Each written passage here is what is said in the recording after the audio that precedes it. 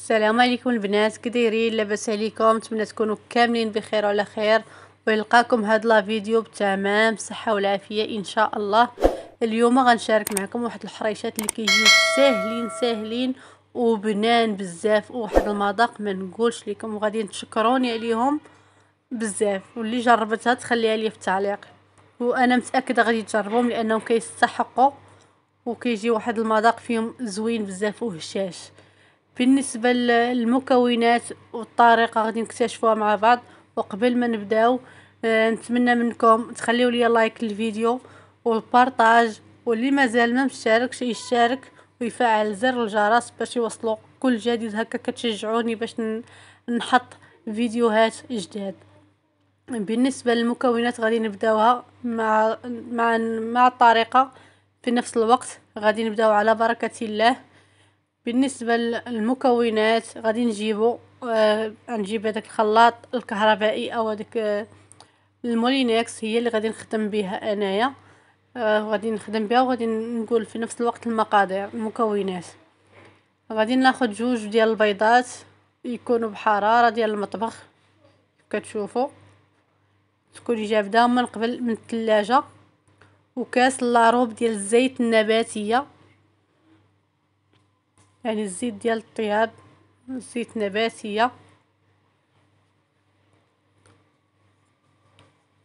وكاس لاروب ديال نفس المقدار كنعبروه به، كاس لاروب ديال سكر حبيبات سنيده هي صافي، وشويه ديال الملحه.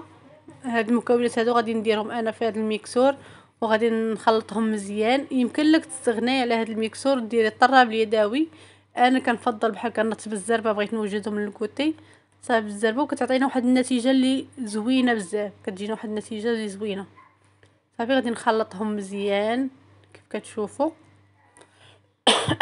سمحوا لي صافي. غادي نضيف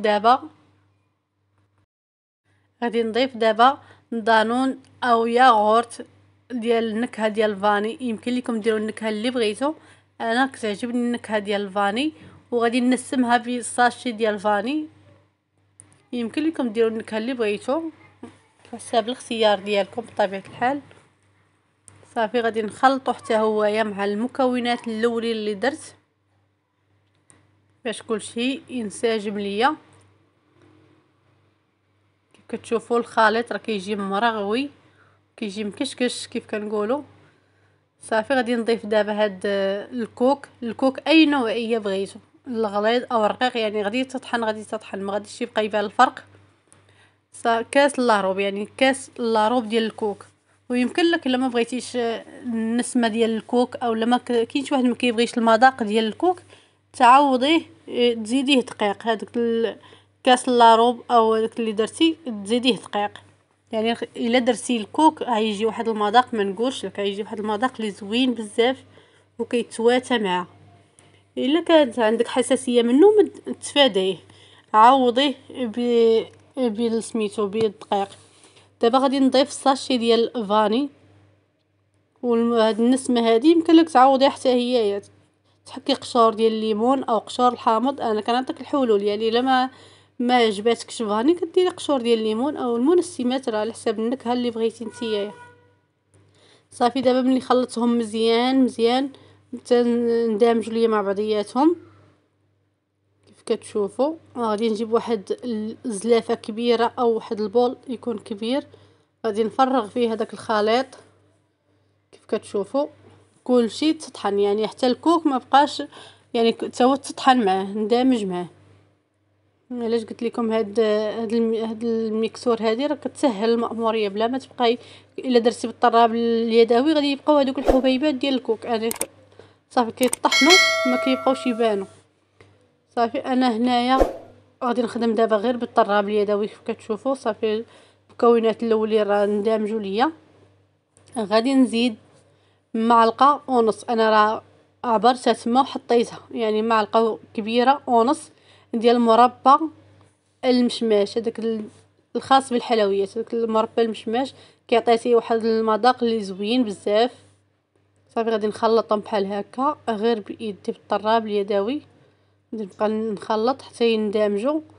ومن بعد غادي نزيد المكون الرئيسي اللي هو سبيسيال او الفينو او الدقيق او السميد الناعم جدا. كيف قلت لكم راه ما فيهاش السميده وما فيهاش الفورس، يعني بلا سميده بلا فورس، يعني الفينو. هنا في المغرب راه معروف الفينو او سبيسيال.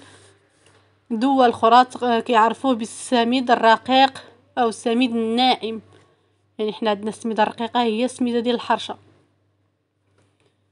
صافي كيجيو زوينين بزاف بهاد الفينو هذا الصراحه، كيجيو واعرين. بالنسبه للقياس انا راه عبرت تما كاس ونص ديال سبيسيال او ديال الفينو، يعني كاس ونص بقياس ديال العنبه انا راه عابراها وحطاها تما في الطبسيل. صافي غادي نخلطهم. كيف كتشوفوا القوام ديالو كيجي على هاد الشكل هذا كيف كتشوفوا معايا. غادي تطربوا مزيان وغادي تضيفوا خماره. انا بقيت كنهضر. غادي تضيفوا خماره، صافي خماره من وزن 8 غرام انا ضفتها وكنخلط مزيان باش يندمجوا مع بعضياتهم. كيف كتشوفوا القوام كيجي على هذا الشكل، ما كيجيش خفيف وما كيجيش ثقيل. جاتك خفيفه كتخليها شويه حتى كيشرب. انا ما خليت، يعني تبعوا غير نفس المقدار اللي درت انايا وغدا ان شاء الله تخرج لكم نفس النتيجه. صافي غادي نجيب المعالقه اللي كنت عبرت بها الكونفيتير، بغيت باش ما تضيعش حتى هي نخلطها تماك وهي اللي غادي نعبر بها. كيف كتشوفوا القوام كيفاش كيجي، ما كيجيش خفيف وما كيجيش ثقيل، هو دغيا كيشرب. صافي انا جبت هنايا دوك ليمول هذوك الصغيورين اللي دهنتهم من قبل ورشيتهم بالسميده الرقيقه. درت لها انا السميده الرقيقه رشيتهم بها باش ما يتلصقش. صافي وكتعبري 2 معالق في كل وحده، يعني 2 معالق كبار ديال الخليط في كل وحده كيف كتشوفي. صافي غادي نحطهم ونستمر بنفس الطريقه مع تتعمر ليا جميع المولات اللي عندي. كيجيو زوينين هاد الفرديين هادو اللي كل واحد يهز فحيده كتجي زوينه. يعني 2 معالق في كل وحده كتهزي ديري فيها 2 معالق كيف كتشوفي في الصوره. نتمنى يكون الفيديو واضح. انا هنا تقريبا هزت ليا 13 حبه، يعني انا عندي شاريه من هاد المولات هادو شاريه غير 12. تسنيت بقات لي شيطه ليا بحساب وحده، تسنيت حتى طابو عاد حيدتها ورجعت دخلتها طيب بوحدها. شاطت ليا وحده بقات، او شاطوا ليا 2 بالاحرى، وحده عامره وحده بقات خاويه حيت ما بقاش لي فاش نديرها. انا غندير غير 12 حبه. وهاد اللاطه هادي ضروري ما ديرهم في اللاطه، ما تلحقوش تخشيهم بوحدهم في الفران باش ما يتلهبوش ويطيبوا على خاطرهم. انا في هاد الاثناء هادي راه حاطه الفران كيسخن، كنسخنو مزيان من الفوق ومن التحت. حتى كنبغي ندخل اللاطه للفران عاد كنحيد نطفي على الفوق ونخلي غير لتحت. كيف كتشوفوا انا عمرات ليا ديك الصينيه ديال الفرن، هزات ليا 11 حبه وشاطت ليا وحده في الزلافه وحده ما لقيتش ليها البلاصه خليتها حتى نطيبهم 2 بوحدهم. كتزيين انا خديت هاد الكاوكاو مهرمش اللي كيكون ما محمرش، درتو من الجنب باش يتحمر معاه. وخديت حتى عندي حتى شويه ديال اللوز ايفيلي، يمكن لك تجيبي 3 دراهم او 2 دراهم من الجهه كتزيني بهم وكتبقى عندك. كتجيبي 5 دراهم ولا 10 دراهم وتبقى عندك. صافي غادي ندير كايا النص بالكاوكاو والنص باللوز ايفيلي او كاوكاو ايفيلي اللي بغيتو. يمكن لكم ديروها عليها كامله، انا اللي بغيت نخلي النص ندير بيه بحال هكا والنص نديرو بالكوك ملي يطيبوا. صافي غادي نستمر بنفس الطريقه. وكيف قلت لكم دابا الفران راه كيسخن، راه سخون. ملي غادي نبغي ندخلهم غادي نطفي على التحت ونخليهم غير نطفي على الفوق، عفوا سمحوا لي، نطفي على الفوق ونخلي غير لتحت شاعل.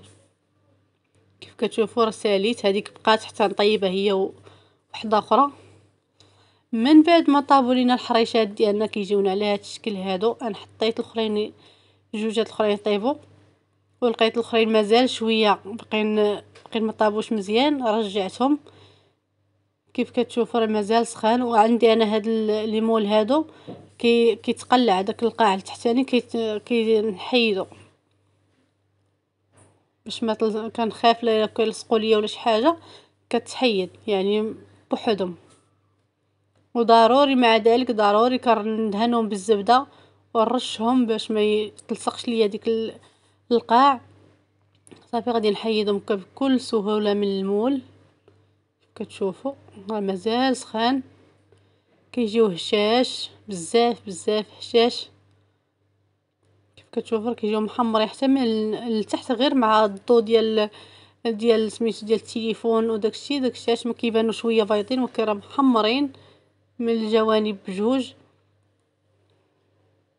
دابا غادي ناخذ الكونفيتير او المربى ديال المشماش اللي كيكون خاص بالحلويات هذاك الجاري، وغادي غادي ندهنهم وهما مازال سخان. وغادي نزينهم هذيك الجهه اللي باقا خاويه غادي نزينها بالكوك.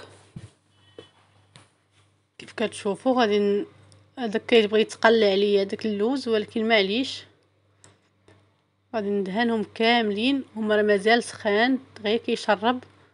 صافي وغادي ندهنهم، غادي نرش بالكوك دوك الجنيبات اللي مازال كتزيين وصافي. يمكن لك تخليهم غير خاويين وتا يخرجوا تا يطيبوا وتدهنيهم هكا بالكونفيتير وترشيهم بالكوك. يمكن لك يعني التزيين اختياري، يمكن لك ديري اللي بغيتي. ونتمنى يعجبكم هذا الفيديو هذا وتبارطاجيوه مع الاصدقاء ديالكم. واللي جربت الوصفه ما تنسانيش من التعليق ومن لايك للفيديو، وغادي تجربوها ان شاء الله لانها تستحق وكتجي زوينه. والمذاق ما نقولش لكم، واحد المذاق كيجي فيها زوين بزاف مع النسمه ديال الكوك والنسمه ديال الفاني، كيجي واحد المذاق اللي هو زوين. هذاك الكاوكاو مهرمش كيلصق ليا، ولكن غادي نقادو ماشي مشكل، غادي نخليه كنحاول معاه تندهن الجوانب. نتمنى يعجبكم هذا الفيديو هذا، وما تنساونيش من لايك وبارطاج، والى فيديو قادم ان شاء الله. بسلام عليكم.